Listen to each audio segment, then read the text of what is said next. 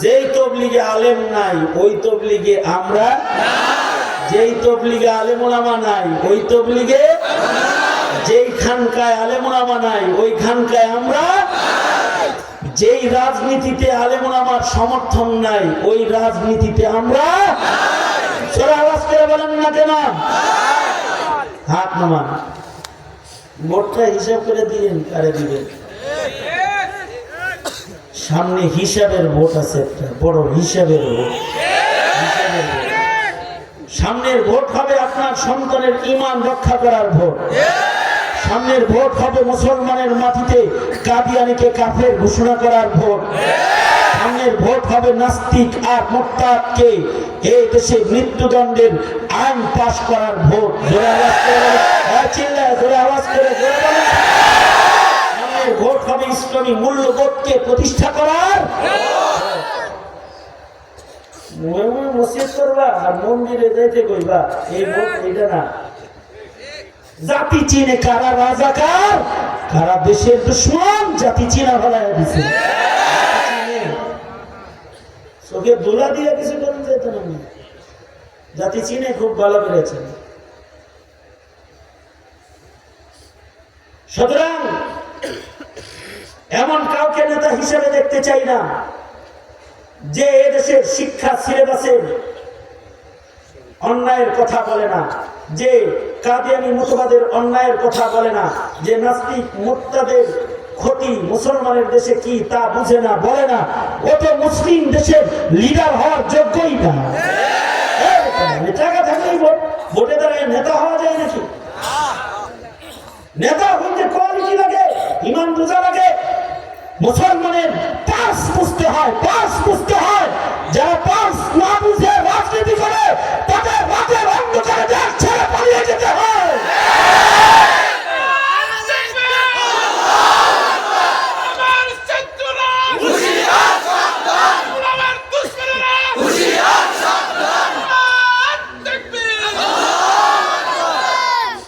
اللهم بارك على محمد وعلى آل محمد كما باركت على إبراهيم وعلى آل إبراهيم إنك حميد مجيد আলহামদুলিল্লাহ। জমিরিয়া মনিরিয়া কওমি মাদ্রাসার আয়োজনে আয়োজিত মহতী মাহফিলের মোহতারাম সদর, মোহতারাম সভাপতি, উপস্থিত হযরত, বুজুর্গ উলামায়ে কেরাম, সম্মুখপানে সমবেত দিন প্রিয়, ইসলাম প্রিয়, দিনদার ইমানদার মুমিন মুসলমান ভাইরা, আল্লাহর দরবারে শুকর। আল্লাহ তাআলা দ্বীনি নসিহতের মাহফিলে, উলামাদের সোহবতে, জান্নাতের বাগানে আমাদের আসার বসার তৌফিক দান করেছেন। কালিমাতুশ শুকর পড়ি, শুকরিয়া আদায় করি, জবান খুলে ভক্তি ভরে সমস্বরে মুহাব্বতে আওয়াজ করে সকলে বলুন আলহামদুলিল্লাহ। বিকাল থেকে শুরু করে ওলামা হযরতগণ গুরুত্বপূর্ণ নসিহত করেছেন। আজকের মাহফিলের মধ্যমণি যিনি, হযরতুল আল্লামা আল্লামা জুনায়েদ আল হাবিব দামাত বরকাতুহুম, তিনি সালাতুল মাগরিবের পরে বয়ান করার কথা থাকলেও আজ জামালপুর, শেরপুর দুই জেলার হেফাজতে ইসলাম বাংলাদেশের কমিটি গঠন কর্মসূচি ছিল, যে কারণে উনি মাগরিবের পরে আসতে পারেন নাই। আশা করছি ইনশাআল্লাহ আখিরি মুনাজাত হুজুর করবেন। এখন মাদারগঞ্জে আছেন এবং হুজুর শেষে এসে আখিরি মুনাজাত, আখিরি আলোচনা করবেন। বহু উলামা হযরতরা আসছেন, জামালপুর থেকে আলেম ওলামারা আসছেন। একজন গফির উলামায়ে কেরামের একটা মজমা। আল্লাহ তাআলা এই মজমাকে কবুল করেন এবং আমাদের হাজিরিকেও কবুল করেন। আওয়াজ করে বলেন আমিন। মাহফিলে যে আমরা আসছি, মাহফিলের মাকসাদ কি, উদ্দেশ্য কি? মাহফিলের উদ্দেশ্য হলো এখানে আসলে গুনাহ মাফ হয়, এখানে আসলে নেকি হয়, সোহবতে গেলে দিলের পরিবর্তন হয়, আল্লাহ পাকের পিয়ারাদের সাথে থাকলে আল্লাহর পিয়ারা হওয়া যায়, বুজুর্গদের নসিহত শুনলে হৃদয়টা আখিরাতমুখী হয়। দুনিয়ামুখী যদি থাকে তাইলে মূল গন্তব্য পর্যন্ত পৌঁছা সম্ভব না। কারণ আমাদের মূল গন্তব্য হলো জান্নাত। মূল গন্তব্য কোথায়? জান্নাত। জান্নাতের দিকে খেয়াল যাইতে হইব, জান্নাতে যাওয়ার কাম করার স্পিড আসতে হইব, জান্নাতে যাওয়ার কাজ কি জানতে হইব, জান্নাতে যাওয়ার কাজ কি সেগুলো করতে হইব, তাইলে জান্নাত পর্যন্ত পৌঁছা যাবে। কিন্তু গন্তব্য ঢাকার দিকে, চায় রয়েছে জামালপুরের দিকে, আর যদি গাড়ি চালাইতে থাকে তাতে গাড়ি কি ঢাকা যাইব নাকি খাদে যাইব? হ্যাঁ, খাদে যাইব না? গন্তব্য যেদিকে সেই দিকেও দৃষ্টি দরকার। উম্মতের গন্তব্য এখন ঠিক নেই। উম্মত যাইতেছে একদিকে, তাকায় রয়েছে আর একদিকে। এই কারণেই এই যে একটা সাল শেষ হয়ে গেল, আজকে কয় তারিখ? 29। আর কয়দিন? 2 দিন পরে আর একটা নতুন বছর আসতেছে। উম্মতের নজর কিন্তু সামনের দিকে। রাস্তায় লিখবে হ্যাপি নিউ ইয়ার, শুভ নববর্ষ, নতুন আরেকটি বছর এসেছে, ওইদিকে নজর। আশ্চর্য বিষয় হলো এই নববর্ষ বাস্তবায়ন লক্ষ্যে নতুন সাল আসতেছে, এই খুশিতে কত হাজার হাজার ডলার যে সারা দুনিয়াতে খরচ হবে এর হিসাব নেই। শুধু কত টাকার আতশবাজি ফুটবে 12টা 1 মিনিটে, সেটা যদি হিসাব করা হয় তাহলে হয়রান পেরেশান হয়ে যেতে হবে। আর কত টাকার রং আর তুলি বিক্রি হবে, সারা দেশে পিচ ঢালা রাস্তা রঙাইব, শুভ নববর্ষ লেখে 2025 লেখব। নজর হইল দুনিয়ার দিকে, কিন্তু যাদের নজর আখিরাতের দিকে তারা জায়নামাজে বসে কাঁদবে। কারণ তার জীবন থেকে 365 দিনের একটা বছর মাইনাস হয়ে গেল। এর ভিতরে তার কামাই হয়েছে কি, লাভে আছে না লসে আছে, এইটার হিসাব হলো যারা আখিরাত মুখী তাদের হিসাব। একটা দিন যেটা গেছে গা, এটার হিসাব নাই। আমার জীবন পুঞ্জির থেকে 365 দিন শেষ, 365 রাত্রি শেষ। এর ভেতরে প্রতি বেলার 5 ওয়াক্ত করে নামাজ ছিল। 365 দিনে কত নামাজ গেছে, কতগুলো সুন্নত ছিল, কতগুলো নওয়াফিল ছিল, আওয়াবিন কতগুলো ছিল, ইশরাক কতগুলো ছিল। আইয়ামে বীজের রোজা ও সাপ্তাহিক রোজা হিসাব করলে নবীর তরিকার কতগুলো রোজা এই বছরে আমার ছিল, এইগুলো যদি হিসাব করি তাইলে হাইসা দেওয়ার কায়দা আছে নতুন বছর পায়া। কিন্তু আমরা তো হাসাহাসি করবো, ডেস্ক ভাড়া হবে, ট্রাক ভাড়া হবে, রাস্তার মোড়ে প্যান্ডেল হবে, নাচ হবে, গান হবে। ঢাকা শহরের প্রাণকেন্দ্রে ঢাকা বিশ্ববিদ্যালয়ে নববর্ষ উদযাপন করতে গিয়ে শাড়ি খুলে ফেলার নগ্ন ইতিহাস বাংলাদেশের মাটিতে রয়েছে। নজরটা কোন জায়গায়? কদম সুয়ে মরকদ নজর সুয়ে দুনিয়া, कदम सूए मरकद नजर सूए दुनिया, किधर जाना है और किधर देख रहा है। যাইতেছি তো কবরের দিকে, কিন্তু চায়া রইছি কোন জায়গায়? এটার একটি হিসাব দরকার, যেটাকে শরীয়তের ভাষায় বলে মুহাসাবা। এর একটা হিসাব নিকাশ দরকার, সেটা আমাদের নাই। কারণ আমাদের কবরের কোনো চিন্তা ভাবনা প্রজন্মের কারোর ভেতরে এখন আর বাকি রয় না, নষ্ট হয়ে গেছে। আমি রুগী দেখার জন্য গেছি হাসপাতালে, রুগী দেখতে, স্ট্রোক করা রুগী।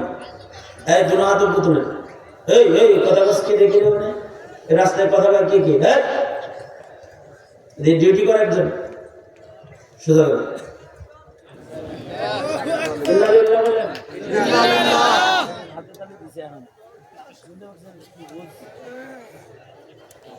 আওয়াজ করে বলেন আল্লাহু আকবার, আল্লাহু আকবার, সুবহানাল্লাহ, সুবহানাল্লাহ, আলহামদুলিল্লাহ, আলহামদুলিল্লাহ, লা ইলাহা ইল্লাল্লাহ, লা ইলাহা ইল্লাল্লাহ, আল্লাহু আকবার, আল্লাহু আকবার, জোরে আল্লাহু আকবার, জোরে আল্লাহু আকবার, জোরে বলেন আল্লাহু আকবার, আল্লাহু আকবার। জোরে বললে শয়তান ঘুরে যায়, জোরে বলেন আল্লাহু আকবার। এবার আওয়াজ করে বলেন আলহামদুলিল্লাহ, জোরে বলেন আলহামদুলিল্লাহ। হাত নামান, আবার উঠান, এক হাত নামান, এক হাত নামাইছেন কি? বাম হাত না দেয় না? আচ্ছা, দোনো হাত উঠান, দোনো হাত খুলে দেন, দোনো হাত নাড়াচাড়া দেন তো, মাশাআল্লাহ, জীবন্ত বাগান। এবার আওয়াজ করেন, জোরে বলেন আলহামদুলিল্লাহ। হাত নামান, জোরে বলেন সুবহানাল্লাহ, জোরে বলেন লা ইলাহা ইল্লাল্লাহ, আওয়াজ করে বলেন আল্লাহু আকবার, আরো জোরে আল্লাহু আকবার। গুনাহ হয়েছে? হ্যাঁ, কি হয়েছে? হ্যাঁ, কোন ব্যাংকে জমা হয়েছে? কই পাওয়া যায় বইগুলো? কবরে হাসরে এগুলো যাবে, সাথে যাবে। আর যা করি সব দুনিয়া। আবার একটু কামাই করেন, কোন সুবহানাল্লাহ, আলহামদুলিল্লাহ, লা ইলাহা ইল্লাল্লাহ, আল্লাহু আকবার। কামাই হয়েছে না? আল্লাহু আকবার। সারা দিনে টাইম নাই, ইজি কাজে বিজি। সারা দিনে আল্লাহর নাম নেওয়ার কি নাই? কেউ যদি আল্লাহর নাম নেওয়ার টাইম পায়, এটা প্রমাণ তার আল্লাহ তাকে ভালোবাসে। অনেকের ওয়াজ শোনার টাইম নাই, কেউ যদি টাইম পায়, এটা প্রমাণ আল্লাহ তাকে ভালোবাসে।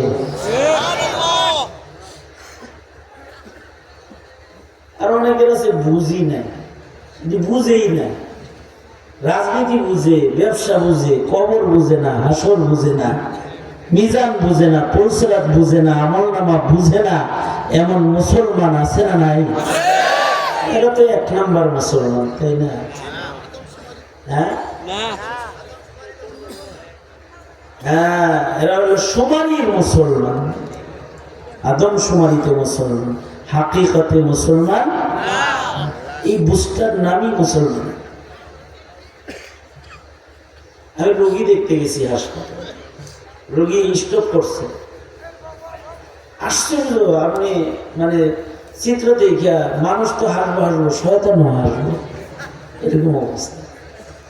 স্ট্রোক করে এক সাইড অচল, আর তো চলে না, চলে না, এক সাইড চলে, ক্যানোলা লাগানো আছে।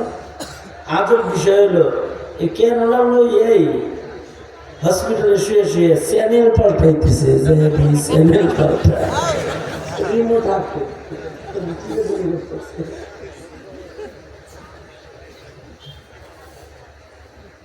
এখন নতুন একটা ডায়লগ আছে, ওই ডায়লগটা ওই সময় ছিল না, তাহলে আমি যে কইতাম মুরব্বী বলতো, কিন্তু ওই ডায়লগটা তখন ছিল না। মুরব্বী যাইতেছেন কবরে আর চাইতেছেন টিভির উপরে, না? কদম সুয়ে মরকদ নজর সুয়ে দুনিয়া, कदम सूए मरकद नजर सूए दुनिया, किधर जाना है और किधर देख रहा है। एक हाथ एक पाव सर যাইতেছে কবরের দিকে, সায়ারেছে টিভির উপরে। আমি ওনার হাত থেকে রিমোটটা নিলাম, আমার পকেটের তসবিটা বের করে হেরে দিলাম। এটা নার্স দেখে হেসে গেছে। হ্যাঁ, স্ট্রোকের রোগী, একটু মাইন্ড ফ্রেশ দরকার আছে। ডক্টর বলেছে যে ছেড়ে দিতে, একটু ফুর্তিতে থাক, তাড়াতাড়ি সুস্থ হবে। তাদের থিওরি এটা। এ কারণেই হসপিটালে যুবতী কুমারী মেয়েদের চাকরি বহির্বিশ্বের কাফের মুশরিকের হসপিটালে বেশি, নারী বেশি, পুরুষের সংখ্যা কম, নার্স নারী। কেন ওরা চায় যে দেহ একটু ভালো লাগুক, এদের থিওরি হলে একটু ভালো লাগলে অটো সুস্থ হয়ে যাবে। আপনারা বলুন তো, সুস্থতা কার দান? সুস্থতা দিবেন কে? অসুস্থ বানাইছেন কে? এটা একটা বুঝের নাম। এই বুঝ যদি কারোর থাকে, তাহলে সে শুধু ওষুধ খাবে না, আল্লাহর নাম নিয়ে খাইব। আল্লাহ শাফি, আল্লাহ আপনি আমাকে শিফা দেন বলে বলে খাইব। ওষুধ খাবে সুন্নত হিসেবে, কিন্তু রোগ মুক্তি চাবে কার কাছে? আল্লাহর কাছে। পৃথিবীতে এমন কিছু অসুখ বিসুখ আছে যার চিকিৎসা আজও বিজ্ঞানের মেডিকেল সায়েন্স দিয়া হয় না, আল্লাহর কুদরত দিয়েই হয়। যেমন কারণ যদি হাড্ডি লেগে যায়, হাড্ডি জোড়া লাগানোর কোনো মেডিসিন আবিষ্কার হয়নি, হবেও না। এ কারণেই নবীজি সুন্দর একটা দোয়া শিখাইছে, ইয়া জাবিরুল আজমিল কাসীর, ও টুটা হাড্ডি জোড়া দেনেওয়ালা আল্লাহ, ডাকতে হয়। হাড্ডি জোড়া লাগায় কে? এটার ভিতরে কোনো মেডিসিন হাড্ডি জোড়া লাগানোর জন্য দেয় না, উপরের চামড়ার ঘা ভালো হওয়ার জন্য অ্যান্টিবায়োটিক দেয়, কিন্তু ভেতরের হাড্ডি কে জোড়া লাগায়? এই কারণে যদি কারোর হাড্ডি ভেঙে যায়, এটা যদি পাতা দিয়ে বেঁধে পেছে হয়, জোড়া লেগে যায়। আমার এক ফ্রেন্ডের ছেলে, সে মোটর সাইকেল অ্যাক্সিডেন্টে, আপনারা চিনেন তাকে, আব্দুল বাসিদ খান। ওনার ছেলের এই গলার এই হাড্ডিটা ভেঙে গেছে। এই হাড্ডি কাটটা এইটার ভেতরে স্ক্রু লাগায় জোড়া লাগাইলে ক্ষতি আরো বেশি। ডক্টর কি বললো? ডক্টর বললো, হুজুর ওকে সোজা করে শোয়ায় রাখেন, আল্লাহর কুদরতে এটা অটো কিছুদিন পরে একাই জোড়া লেগে যাবে। 3 সপ্তাহ গেলে একাই জোড়া লেগে যাবে। 3 সপ্তাহ পরেই ও বসতে পারবে ইনশাআল্লাহ, ডক্টর বলবে। তারপরে এই রোগের চিকিৎসা করতেছেন কে? জোরে বলেন। এটা তো ঈমান, এটা জানতেই হতো, বুঝতেই হতো, তাইলে না সুস্থতা আল্লাহর কাছে চাইব। নার্স বলে যে হুজুর এটা বন্ধ করা যাবে না, আমি একটা ধমক দিছি। হিন্দু নাকি মুসলমান? সুস্থতা তারা দিবে আল্লাহ। কাকা আপনি আল্লাহ আল্লাহ করেন, তসবিহ ধরায় কদম সোয়ে মরকদ नजर सूए दुनिया किधर जाना है और किधर देखे रहा है, किधर जाना है और किधर देखे रहा है। আপনার এই দৃষ্টিটাকে, এটাকে যে কবরে ফিরাবে, কে ফিরাবে? কবরে ফিরানোর জন্যই রিজালুল্লাহ আলেমরা আপনাদের চোখ ধইরা কবরে ফিরায় দেয়। ওখানে একটু দেখো, তাকায় ওখানে কি আছে। পৃথিবীর সব নাস্তিকরা মানুষকে কবর, হাসর, আল্লাহ, বিচার, মিজান, পুলসিরাত এই বিশ্বাস থেকে দূরে সরানোর মেহনত করে।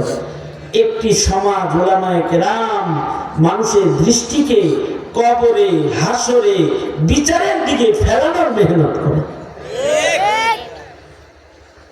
কারণ একটা মানুষের নজর যখন কবরে পড়বে, তখন সে চিন্তা করবে কবর একা থাকার ঘর, কবর সাপ বিচ্ছুর ঘর, কবর আযাবের ঘর। আমার কবরে যেন আযাব না ঢুকে, কবরে চতুর্দিকে বেড়া দিতে হইব। কবরের বেড়া কি?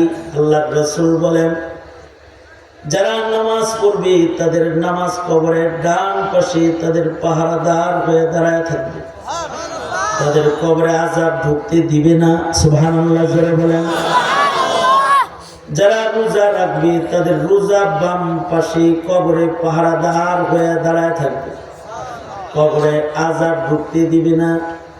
যারা কোরআন পড়বে, কোরআন শুনবে, কোরআনওয়ালাকে ভালোবাসবে, কোরআনওয়ালার সাথে সম্পর্ক রাখবে, কোরআনের হক যারা আদায় করবে, হুকুকুল কোরআন, কোরআনকে ইজ্জত করবে, কোরআনকে মোহাব্বত করবে, কোরআনকে ইত্তিবা করবে, কোরআনকে তিলাওয়াত করবে, কোরআনকে শুনবে, কোরআনের সাথে সম্পর্ক যারা কায়েম করবে, আল্লাহ রাসূল বলেছেন কোরআন তাদের মাথার কাছে পাহারাদার হয়ে কবরে দাঁড়ায় যাবে,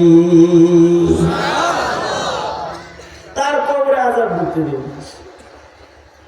বসে বসে জিকির আজকার করছেন, ভালো কথা শুনছেন, সাদকা করছেন, যত খায়রাত করছেন সব পায়ের কাছে পাহারাদার, ভিতরে আযাব ঢুকতে দিবে। কারণ যদি কবরের উপরে ঈমান থাকে তাহলে সে নামাজ ছাড়তে পারে না। কারণ যদি কবরের ভয় থাকে সে গুনাহ করতে পারে না। কারণ গুনাহগার ব্যক্তির জন্য কবরটাও দোজখের খণ্ড। নাউজুবিল্লাহ বলেন। গুনাহগারের কবর কি? দোজখ, দোজখ, দোজখ। যে গুনাহগার তার জন্য কবরই দোজখ।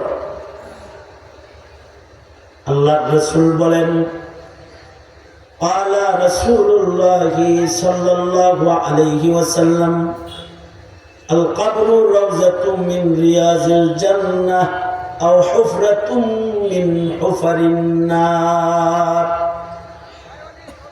আল্লাহর রাসূল বলেন, কারোর জন্য কবরটা জান্নাতের বাগান, আবার কারোর জন্য কবরটা দোজখের খণ্ড।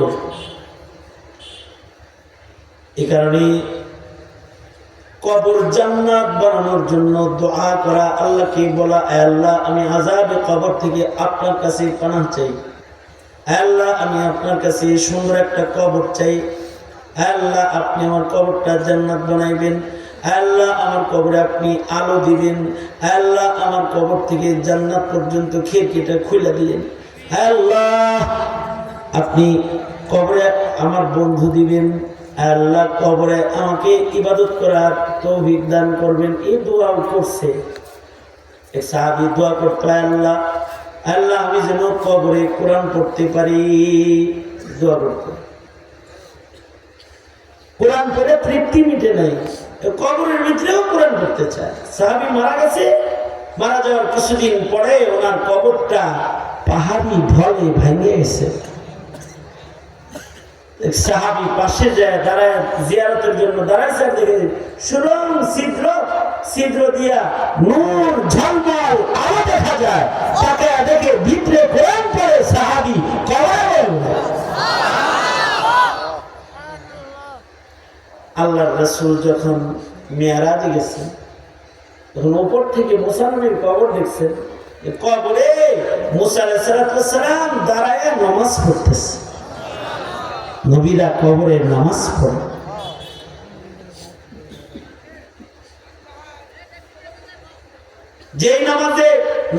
যেই কবরে নামাজের মুসল্লা আছে, কবরটা সুন্দর কবর না? কবরটা ভালো জায়গায় হওয়া, ভালো জায়গায় যেন কবর হয় এটা কামনা করা। কারণ কি, ভালো জায়গায় বাড়ি হইলে যেমন বাড়ি নিরাপদ, ভালো জায়গায় কবর হইলে কবরও নিরাপদ। জামালপুর শহরে একটা বাড়ি লাগবো যেখানে ভিভিআইপি এরিয়া, পাহারা আছে 24 ঘন্টা। কি লেগে ডাকাত ঢুকবো না, চোর ঢুকবো না, সুন্দর এরিয়া, নোংরা মানুষের যাতায়াত। কবরটা কই করছেন আপনার? কবরটা কোথায় হইতেছে চিন্তা করছেন কোনদিন? তবে যারা চিন্তা করে তারা এরকম মাদ্রাসা করে নিজের টাকার জমির কোনায় কবরের জায়গা করে পায়, এখানে শুয়ে শুয়ে যেন কোরআনের আওয়াজ শুনতে পারে। লাইন করে কানেকশন দেয়। কবি নজরুল কবরের চিন্তা করছে। আল্লাহ যদি কবুল করে, এই কারণে কবরের আযাব নজরুলের মাপ হয়েও যেতে পারে।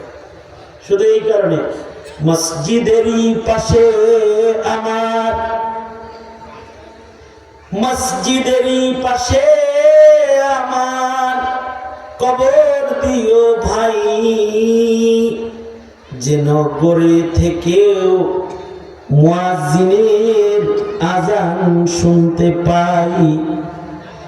মসজিদেরই পাশে আমার কবর দিও ভাই,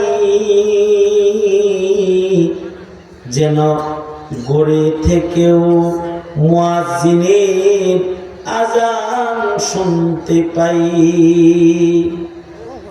এটা মুসলমানের বাসনা, তো সুন্দরী হবে এরকম। আবু বকরের বাসনা নবীর পায়ের কাছে কবর, ওমরের বাসনা হুজরা আয়েশা রাসূলের কদমের কাছে কবর, ইমাম মালিকের বাসনা মদিনার ভেতরে কবর। কারণ নবীর লাশের কাছাকাছি থাকলে কবরে হয়তো আযাব হতো না।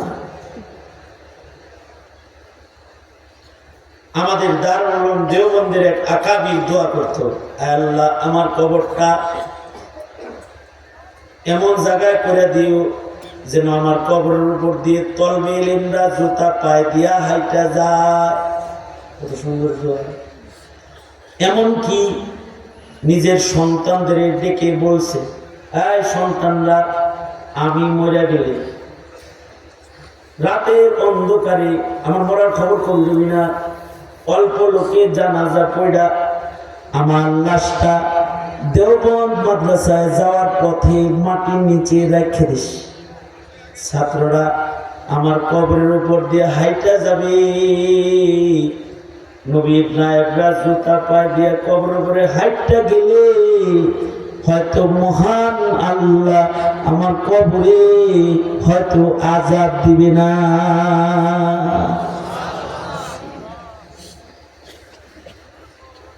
বড় পীর আব্দুল কাদের জিলানী রহমতুল্লাহ আলাইহি, ওনার কাছে এক মহিলা আসছে, এসে বলে, হযরত আমার একটা মেয়ে মারা গেছে, আমার তারে দেখতে মনে চাইতেছে, যদি কবর খুইলে মানুষ দেখা যায় থাকতো তাহলে খুলতাম। আপনি আমার একটা আমল দেন, আমি যেন আমল করে আমার মেয়েটাকে স্বপ্ন হইলেও দেখি। উনি আমল দিচ্ছেন সূরা তাকাসুর, তাকাসুরের আমল। এটা করো, বেশি বেশি সূরা তাকাসুর পড়ো। সূরা তাকাসুর পড়ে, পড়তে পড়তে একদিন স্বপ্নে দেখে যে নিরিবিলি এক এলাকা দিয়ে যাইতেছে, সামনে আলো দেখা যায়। কাছে যায় দেখে আগুন, আর আগুনের ভেতরে তার মেয়ের মাথার চুলের ভেতরে শিকল দিয়ে বাঁধে লটকায় রাখা হয়েছে উলঙ্গ, আর তার মেয়ে চিৎকার করে কাঁদতেছে আর বলতেছে, মা মা আমার দোজক থেকে বাইর করে লয়ে যাও মা, দোজকের আগুন আমার সহ্য হয় না মা, আমাকে বের করে লয়ে যাও। ওইরা ঘুমিয়ে মহিলা জলদি জলদি আব্দুল কাদের জিলানির কাছে যায়, বলে, ও বড় পীর, আমল চাইলাম নিজের কন্যারে স্বপ্নে দেখার জন্য, না দেখাই ভালো ছিল। দেখলাম আমার মেয়ের মাথার ভেতরে শিকল লাগায় আগুনের ভেতরে লটকায় রাখছে। কি দেখলাম? বড় পীর বলে, তুমি কি তোমার সন্তানকে নামাজ পড়াইছো? না। তুমি কি তোমার সন্তানকে পর্দা করাইছো? না। তুমি কি তোমার সন্তানকে কোরআন পড়াইছো? না। তোমার সন্তানকে কি কখনো শাসন করো নাই? না। আমি খুব আদর করতাম। আব্দুল কাদের জিলানি বলে, আসল আদর করো নাই। যদি আসল আদরটা করতা আর যদি আল্লাহর হুকুম মানাইতা তাহলে জান্নাতে থাকতো। বদ আমলির কারণে তার কবরে আযাব।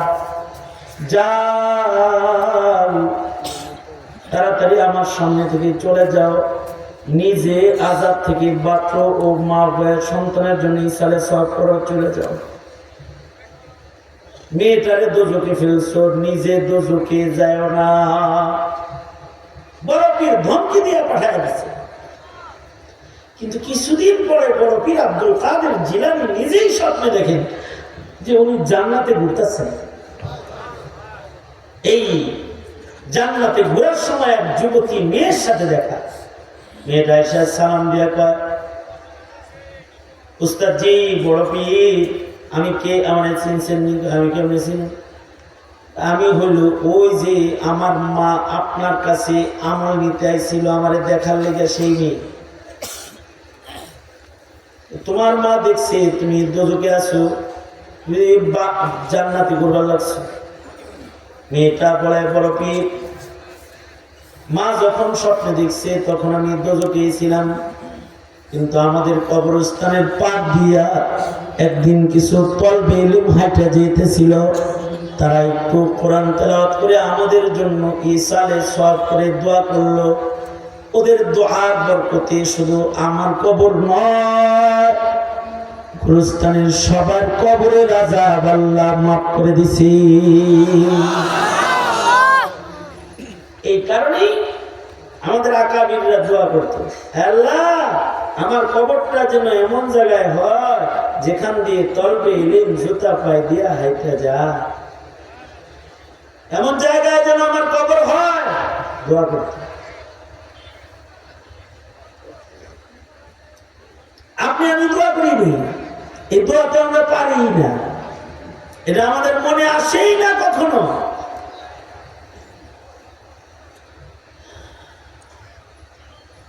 তবে কেউ কেউ আছে, আমার আব্বার কাছে, আমার আব্বার একজন মুরিদ ছিল, চানালি মোল্লা নামে তাকে ডাকতাম আমরা, মোল্লা দাদা কইতাম।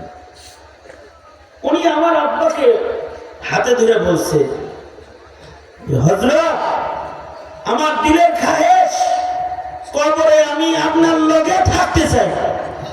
আমার আব্বারে বলছে। আশ্চর্য, আমার বাপ ওই লোক কান্ত আর কান্দে কান্দে এই কথা বলতো যে আপনার লগে কবরে থাকতে চাই। আব্বার ভক্ত মুরিদ। আমার আব্বা তাকে ওয়াদাও দিচ্ছে, অথচ আমার দাদা দাদির কবর হলো, আমার আমাদের দেশের বাড়িতে। আমার আব্বা এই লোকের আবদার পূরণ করার জন্য দীর্ঘ 22 বছর মেহনত করেছেন। 22 বছর মেহনত করে ওই কবরস্থানে, যেখানে 22 বছর আগে ওই লোক মারা গেছে, আমরা ওনার কোলে উঠছি, খানে উঠছি। আব্বা যান ওই কবরের পাড়ে একটা মাদ্রাসা করছে, বিশাল বড় আয়তনে মাদ্রাসা করছে এই 22 বছর ধরে আমার আব্বা। এবং ওই মাদ্রাসার মাঠেই আমার আব্বার জানাজার নামাজ হয়েছে। আমার আব্বার ওসিয়ত যে আমাকে এই গুরুস্থানে মাটি দিও, আমি কিছু মানুষের সাথে ওয়াদায় আবদ্ধ যে তাদের সাথে আমি কবরে থাকবো, এবং আমার কবরটা এই দিক দিয়ে দিও। ওই যে কিছু মানুষ বলছে আমরা সাথে কবরে থাকতে চাই, তাদের কবর জগতের একটা ভয় আছে যে একটা ভালো মানুষের লোকে যেন কবর হয়। কাসেম নানতুবি রহমাতুল্লাহ আলাইহি উনি ভালো মানুষের সাথে কবর হওয়ার দোয়া করাইতেছিলেন যে তোমরা দোয়া করবা যে ভালো লোকের লোকে যেন কবরে জায়গা যায়। আল্লাহ দিন নামে কাসেম নানতুবির একজন খাদেম ছিল, সে বলতেছে বাতাস করতেছে, কাসেম নানতুবির হুজুরের যে ওয়াজ আমল করলো না কিচ্ছু, একজন ভালো লোকের সাথে কবরে শুইল আর তাই কবরের আযাব না হলো। কমা কলওয়ালা মানুষের প্রশ্ন যেমন, কাসেম নানতুবি তার উত্তরও ঠিক তেমনই দিচ্ছেন। কাসেম নানতুবি বললেন, আল্লাহ দিন তুমি যে বাতাস দিতেছ, কারে বাতাস দিতেছ? হুজুর আপনারে, তোমার তাল পাখার এত পাওয়ার যে বাতাস দাও আমারে, এই বাতাস আমার কাছে লাগে, পাশে যে বয়ে দিছে তারও লাগে। তোমার তাল পাখার বাতাসে যদি পাওয়ার থাকে, আল্লাহর জান্নাতি রহমতি বাতাসের কোনো পাওয়ার নাই আল্লাহ দিন। তোমার তাল পাখার বাতাস যদি পাশের লোকের গায়ে লাগতে পারে, তো ভালো মানুষের কবরের পাশে কবর হইলে তারপর কোতে পাশের কবরের ওয়ালার আযাব আল্লাহ বন্ধ করে দিতে পারে। আদম সোয়ে মরকত नजर सोए दुनिया किधर जाना है और किधर देखे रहा है, किधर जाना है और किधर देखे रहा है। অথচ খাদিজাতুল কুবরার মতো মহিয়সী নারী, যিনি নবীর হাতের নারীদের মধ্যে পয়লা মুসলমান, আল্লাহ রাসূলের কাছে কবরে যাওয়ার আগে দরখাস্ত করছে, ওগো আল্লাহর নবী, আপনার গায়ের একটা জামা আমি খাদিজাকে কাফন হিসেবে দিয়ে দিন। আমার মন বলে আপনার জামা আমার লগে থাকলে জামা প্রমাণ করবে আমি আপনার দলের। হতে পারে এর বরকতে মহান আল্লাহ আমার কবরের আযাব মাফ করে দিবে।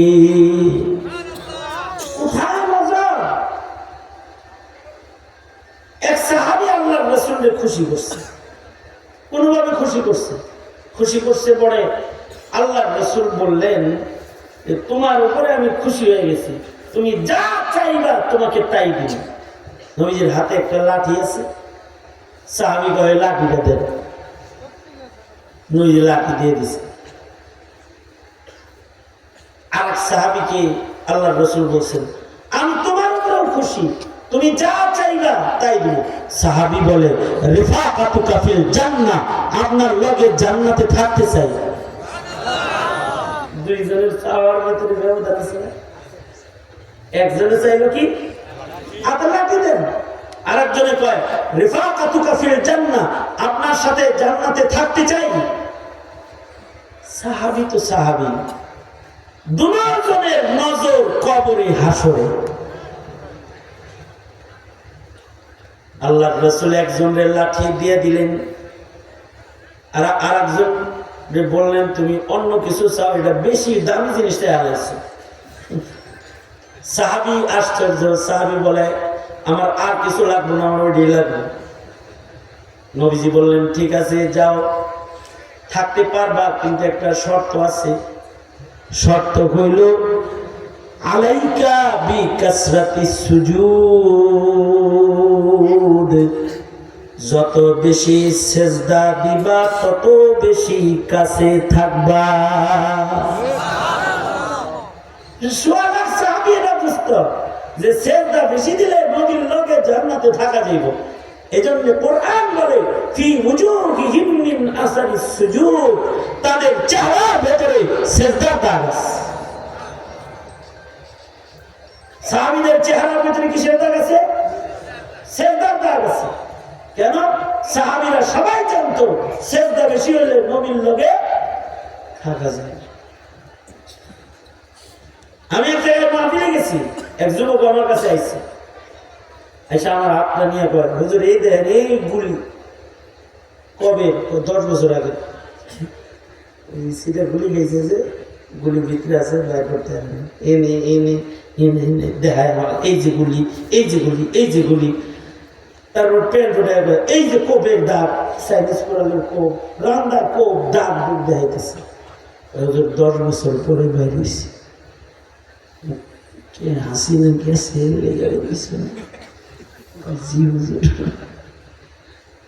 আমি যদি বাইরে থাকতাম তো আমার আওয়ামী লীগ মারা হয়তো হুজুর, তুমিও মনে হয় আওয়ামী লীগের মারছো তাইলে।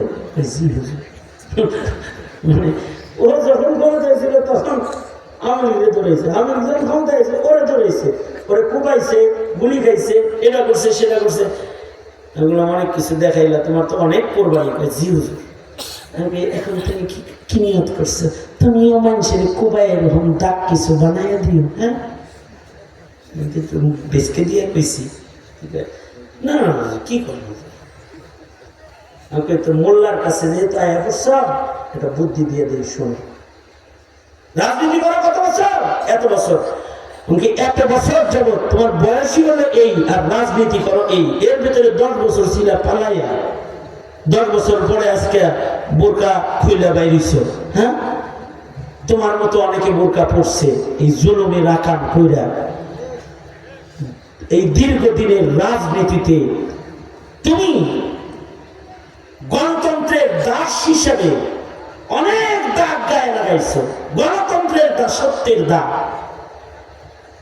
এবার মরার আগে তুমি যে আল্লাহর দাস, এর কিছু দাগ কপালে, হাতে, নাকে, মুখে, পায়ে লাগায় কবরে যাও, তাহলে নাজাত পাবা।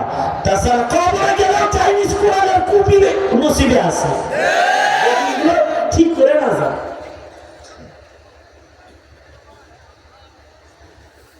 জালালউদ্দিন সৈয়দী রহমাতুল্লাহ আলাইহি তফসিরে জালালাইন যিনি লিখেছেন,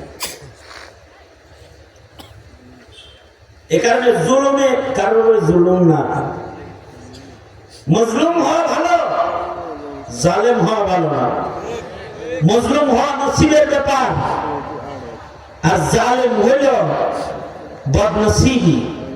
যারা জালেম হয় ওরা বদনসিব হয়, আর যারা মজলুম হয় তারা মকবুল হয়। আল্লাহু আকবার জোরে করে বলে। কারণ দেশের আলেমরা মজলুম না, নাকি জালেম? কথা কর না কেন? দেশের আলেমরা কি মজলুম, নেককাররা কি মজলুম। তবলিগ করো, জালেম হও, দিনদারির স্লোগানও দাও, জুলুমও করো, মসজিদও বানাও, মৌলবীও মারো। কিছু একসাথে জুড়ে হয় কোনদিন? এটা তো নিফাক। জালেম না বনো, মজলুম বনো, মগর জালেম হয়েও না। জালেমের জন্য জমিন সংকুচিত হয়ে যায়। হাসিনার জন্য জমিন সংকুচিত হয়ে গেছে, হাইটা যেতে পারে না, উড়ে চলে গেছে শেষ বেলা জুলুম করতে করতে। জালেম না বনো। ইস্তেমায় যাও জুলুম করলাম, আমরা কি ভালো করছো?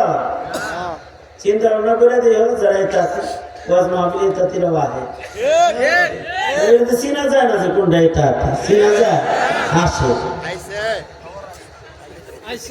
জুলুম করো না, জুলুম করলে আল্লাহ ছাড়ে না। যেমন করবা তেমন পাইবা, না মানো তো কইরা দেখো, জান্নাত আছে জাহান্নামও আছে, না মানো তো মইরা দেখো। জান্নাত আছে জাহান্নামও আছে, না মানো তো মইরা দেখো।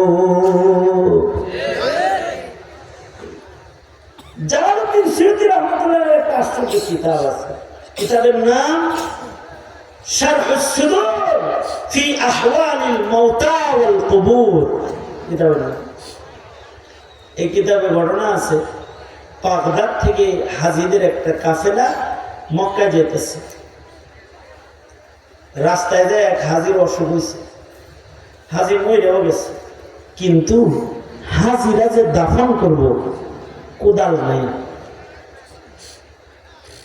মরুভূমির থেকে হাইটা ওই গ্রামে গেছে কোদাল আনতে, যা দেখে এক মহিলা কোদাল দিয়ে ময়লা সাফ করতেছে।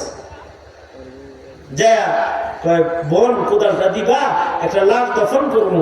দিতে পারি, শর্ত হইল কোদাল ফেরত দিয়ে যাইতে হইব, বাড়ি দিয়ে যাইতে হইব। ঠিক আছে দিয়ে যাবো না, কোদাল দিয়ে দিছে। এরা লাশ দাফন করছে, লাশ দাফন করে কবর থেকে ওইটা উপরে দেখে কোদাল নাই। একজনকে জিজ্ঞেস কিনে কোদাল কই, কোদাল নিচে, মানে লাশের লোকে কোদাল নিচে নাই, এই থুইয়া মাটি অলরেডি দিয়ে দিছে। কোদাল ফেরত দেওয়ার ওয়াদা করছি, কোদাল ফেরত দিব এই ওয়াদা করছি, আর তুমি কোদাল ভিতরে রেখে আইছো, মাটি খোল। জালালউদ্দিন সুয়ুতী লেখে মাটি খুলতেছে কি বের করবেন লেগে, কি বের করবেন লেগে, কোদাল বের করার জন্য মাটি সরাইছে। কিন্তু মাটি সরাই দেখে যে মাইয়েত রে কবরের মাটি এমনি চারটে ধরে রাখছে, এবার ধরে রাখছে, আর হাত আর গর্দান কোদালের সাথে আগুনের রশি দিয়া বান্ধা। এই কোদাল উঠান যাইব, ভয়ে তাড়াতাড়ি মাটি দিয়ে কবর বন্ধ করে ছিঁড়া বিড়া দৌড় খাবে। হাজিরা যায় মহিলাকে যায় বলে, মা আপনার কোদাল দিতে পারবো না, মাপ চাইতে আসছি, কোনো কারণে আপনার কোদালটা আমরা হারায় ফেলছি, বলা যাব না, কিন্তু এই কোদালের মূল্য যা তার 4 গুণ টাকা এই যে আপনাকে হাদিয়া দিয়ে গেলাম, আপনি একটা নতুন কোদাল কিনে নিবেন, আমাদের মাহবুব ধরবেন। এই হাজিরা হজ্জে বাইতুল্লাহতে চলে গেছে। জালালউদ্দিন সুয়ুতী বলে, হাজিরা হজ্জে বাইতুল্লাহ কইরা আবার বাড়ি আসছে। বাড়ি আইসা মরহুম হাজী সাহেবের বাড়িতে যায় তার বিবিকে বলে, তোমার স্বামী আমাদের সাথে যায় ইন্তেকাল করলো, তোমার স্বামীকে মরুভূমিতে আমরা দাফন করলাম। এই যে মরুভূমিতে দাফন করেছি, দাফনের সময় মরুভূমির ভেতরে তোমার স্বামীর কবরে আমরা এই রকম আযাব দেখেছি। এটার কারণ কি? তুমি কি তোমার স্বামীর কোনো এমন গুনাহ সম্পর্কে জানো যা আমাদের বললে আমরা সতর্ক হইতে পারি? মেয়েটা বলে, ঘরের মহিলা বলে, একটা গুনাহ আছে যেটা আমি সারা পৃথিবীর আর কেউ জানে না। আমার স্বামীর মৃত্যু মরুভূমিতে তো হবেই, আমার স্বামীর লাশ কোদালের সাথে বান্ধা তো থাকবে, কারণ আমার স্বামী তার নিজের পার্টনারকে ব্যবসার কাছ থেকে ব্যবসা করে ফেরত আসার সময় মরুভূমির মাঝখানে নিজের হাতে দাফন করেছে, এবং কোদালটা পর্যন্ত কবরের ভেতরে পইতা রেখে এসেছে, যেন কেউ তাকে কোনো প্রকারের সন্দেহ করতে না পারে। আর পার্টনারের টাকা মাইরা সে আজ এত বড় লোক হয়েছে। এই জুলুম সে করেছে, সে তার বন্ধুকে মরুভূমিতে কোদাল সহ দাফন করেছে। আল্লাহ তাআলা সে যেমন করেছে তার সাথে মহান আল্লাহর কুদরতে ওইরকম করেছে। যেমন কর্ম তেমন পাওনা, যেমন করবা তেমন পাইবা, না মানো তো কইরা দেখো, জান্নাতও আছে জাহান্নামও আছে, না মানো তো মইরা দেখো। 13 সালে শাপলা চত্বরে যারা অত্যাচার করেছে তাদের পরিণতি ভালো হয় নাই। এক পুলিশ অফিসারের তার মেয়ে মেয়েরা টুকরা টুকরা করছে, 52 কোটি কেজি হাত তুলেছে। 21 সালে যারা জুলুম করেছে তাদের পরিণতিও ভালো হয় নাই। দেশ ছেড়ে তারা দেশান্তর হয়েছে, পলায়ন করেছে, পালিয়ে গেছে। কয়েকদিন আগে যারা জুলুম করেছে ইস্তেমায় গিয়ে, তারাও দৌড়ের উপরে আছে। এই পৃথিবীতে কোনো জালেমকে ছাড় দেওয়া হয় না। জালেমের বিচার আল্লাহ নিজে করেন। ইন্না বাতশা রাব্বিকা লাশাদীদ, যদি তওবা কেউ না করে বিচার কবর থেকে আল্লাহ আল্লাহ নিজে করা শুরু করে আল্লাহ তাআলা। সুতরাং কবর আছে না নাই? কবরের আযাব আছে না নাই? যারা আওয়াজ করে বলেন কবরের আযাব আছে না নাই? নাস্তিকরা বলে কবরের আযাব নাই। নবী বলে রাউযাতুম মিন রিয়াজিল জান্নাহ আও হুফরাতুম মিন হুফারিন নার। এখন কবরটাকে জান্নাত বানানোর মেহনত করার দরকার আছে না নাই? তাহলে কি করব? নামাজ ছাড়া, রোজা ছাড়া, সাদকা খায়রাত ছাড়া, কোরআন তেলাওয়াত ছাড়া কবরটাকে যদি জান্নাত বানাইতে হয় তাহলে নামাজ পড়বো, রোজা রাখবো, জিকির করব, কোরআন তেলাওয়াত করব, আল্লাহ ওয়ালাদের সাথে থাকবো, সাদাকা খায়রাত করব, কোরআনে কারীমের পক্ষে হব, আলেমদের পক্ষে রব। ঠিক কিনা? জোরে আওয়াজ করে বলে। যাওয়ার সময় বিসমিল্লাহি ওয়া আলা মিল্লাতি রাসূলিল্লাহ এটা বললে কবরে যায়। যদি মিল্লাতে রাসূলের মিল্লাতে নিজেকে গণ্য কেউ করতে চায় তাহলে বলুন তো আলেম মাইরা নবীর মিল্লাতে কেউ যাইতে পারবে? কোরআন বন্ধ করে কোরআনের শিক্ষা তাড়ায়া দিয়া কেউ নবীর দলে যাইতে পারবে? নবীর তরিকা বাদ দিয়া নিজের মন মতো চইলা কেউ নবীর দলে যাইতে পারবে? জোরে বলেন, পারবে? তাহলে কি আলেমদের সাথে থাকতে হইব নাকি দূরে? হ্যাঁ, বরঞ্চ যেখানে আলেম নাই ওইখানে আমরা না। ঠিক কিনা বলেন? আপনারা এমনি এমনি বলবেন যেই তবলিগে আলেম নাই ওই তবলিগে আমরা, যেই তবলিগে আলেম ওলামা নাই ওই তবলিগে, যেই খানকায় আলেম ওলামা নাই ওই খানকায় আমরা, যেই রাজনীতিতে আলেম ওলামার সমর্থন নাই ওই রাজনীতিতে আমরা। সরে আওয়াজ করে বলেন না কেন? হাত নামান। ভোটটা হিসাব করে দিলেন, কারে দিবেন? সামনে হিসাবের ভোট আছে, একটা বড় হিসাবের ভোট। সামনের ভোট হবে আপনার সন্তানের ঈমান রক্ষা করার ভোট। সামনের ভোট হবে মুসলমানের মাটিতে কাদিয়ানীকে কাফের ঘোষণা করার ভোট। সামনের ভোট হবে নাস্তিক আর মুরতাদকে এই দেশে মৃত্যুদণ্ডের আইন পাশ করার ভোট। জোরে আওয়াজ করে চিল্লায়, জোরে আওয়াজ করে বলেন। সামনের ভোট হবে ইসলামী মূল্যবোধকে প্রতিষ্ঠা করার। মসজিদ করবা আর মন্দিরে যাইতে কইবা, এই ভোট এটা না। জাতি চিনে কারা রাজাকার, কারা দেশের দুশ্মন, জাতি চিনা ফেলাইয়া দিছে। চোখে দোলা দিয়ে কিছু করেন যেত না, জাতি চিনে খুব ভালো করেছে। সুতরাং এমন কাউকে নেতা হিসেবে দেখতে চাই না যে এদেশের শিক্ষা সিলেবাসের অন্যায়ের কথা বলে না, যে কাদিয়ানী মতবাদের অন্যায়ের কথা বলে না, যে নাস্তিক মুরতাদের ক্ষতি মুসলমানের দেশে কি তা বুঝে না, বলে না।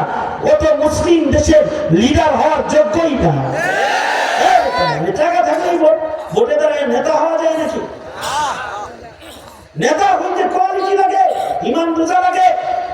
মুসলমানের পাস বুঝতে হয়, পাস বুঝতে হয়। যারা পাস না বুঝে রাজনীতি করে তাদের রাতের অন্ধকারে দেশ ছেড়ে পালিয়ে যেতে হয়।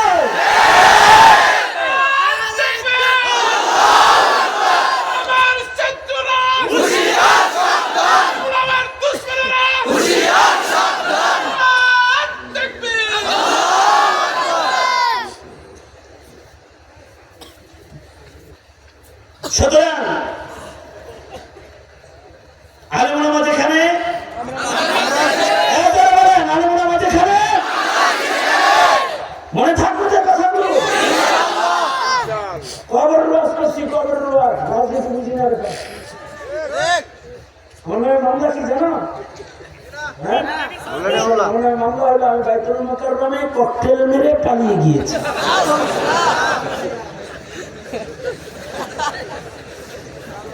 এই মামলায় আমি 1 বছর জেলে ছিলাম। আমি আল্লাহর জাতের কসম করে বলছি, আমি ককটেল জীবনেও এখনো চোখে দেখি নাই, ছবিতে দেখছি। আমি বাস্তবে ককটেল দেখি নাই এখনো, কিন্তু আমি মামলা হলো কি ককটেল মেরে পালিয়ে গিয়েছি। মামলা জানো কি? মানি চুরি।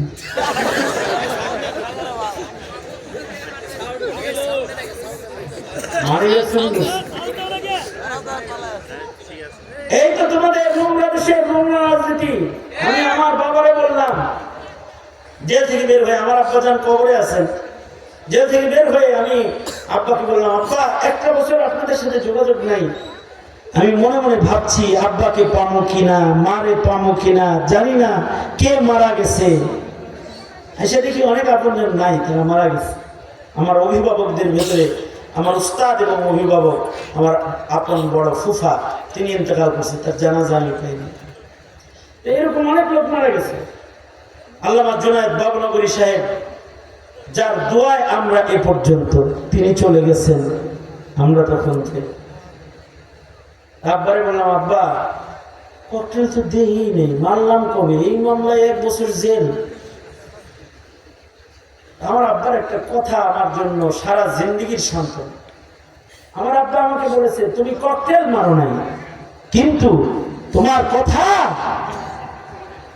যারা শাহজালালের মাটিতে নাস্তিকতার চাষাবাদ করতে চায়, যারা শাহজালালের ভূমিতে কাদিয়ানির চাষাবাদ করতে চায়, তোমার একটা কথা পারমাণবিক বোমার মতো এদের হৃদয়কে তছনছ করে দিয়েছে।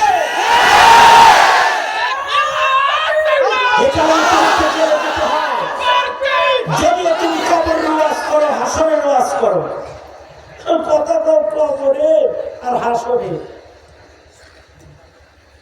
আমি ঘন্টাব্যাপী কথা বললাম এখানে বসে বসে, কবর আর হাসরের বাইরে গেলাম না। এরপরেও একটি চক্র আছে, ওদের শরীর চুলকায়, ওরা মুসলিম দেশের নেতৃত্ব দেওয়ার অধিকার সংরক্ষণ করে না। ওরা মুসলমানের ইমানদারের পাশ বোঝে না। সুতরাং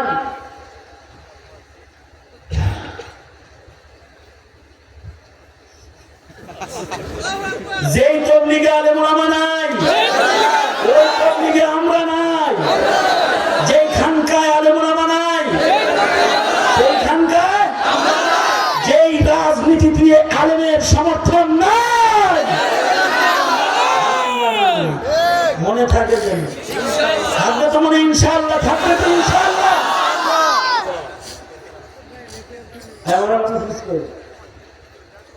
এখানে ইসলাম প্রতি ইংরেজি মাসের প্রথম সপ্তাহ মঙ্গলবার, হয়তো আমি আসি কোনো কোনোটায়, বছরে 2 বার আসি। কোনটা আসি বলার, আর তাছাড়া বড় বড় যোগ্য আলেমরাও আসে, গাড়ি থেকে হুজুর আসে, ঢাকা থেকে আসে, জামালপুর থেকে আসে, বিভিন্ন আসে। বাচ্চাদেরকে লয়ে দেন, 2-4টা কথা শোনাই দেন, ওর পালস ঠিক হইব। বুঝলেন না এই কথাটা? বছরে একদিন ওয়াজ শুনে জাতির বিবেক খোলা যায়। নিয়মিত প্রোগ্রামের অনেক দাম, কদর করবেন ইনশাআল্লাহ। বলেন আল্লামা জুনায়েদ আল হাবিব একেবারে কাছে আছে, খুব নিকটে আছে। কিছু সময়ের ভেতরে উনি চলে আসবেন। জুনায়েদ আল হাবিব সাহেবের আর আমার মাঝখানে একজন একটু বসে আপনাদের কাছে দুইটা কথা বলবেন। আপনারা পারেন তো উঠা বসা করেন, ঠিক না? হুজুর যেন আপনাদেরকে এসে বসা পায়, বিষয়টা খেয়াল করবেন, ঠিক আছে? মনে থাকবে তো ইনশাআল্লাহ। আমি আমার আলোচনা এখানে ইতি টানতেছি। যে কিছু মামা করুন বাইরে গেছে, এখানে ইতি টানতেছি। যা কিছু বলেছি, কে বলবে আলোচনা? প্রধান অতিথি সাহেব আছেন, কে? এমপি পদপ্রার্থী তালুকদার সাহেব। কই কই কই?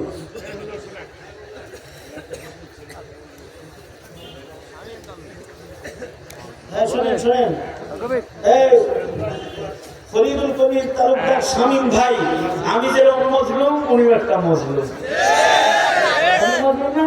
হ্যাঁ, আমি মজলুম। মজলুমের সাথে কে আছে? দিনের কাজ করবে ইনশাআল্লাহ। ইনশাআল্লাহ আল্লাহ তাআলা নেক হায়াত দান করুন, আমিন বলেন। এখনই একজন মেহমান করবেন, খুব কাছে জুনায়েদ আল হাবিব সাহেব আছেন, নিরিবিলি বসেন। আল্লাহ তাআলা কবুল করেন। আসসালামু আলাইকুম।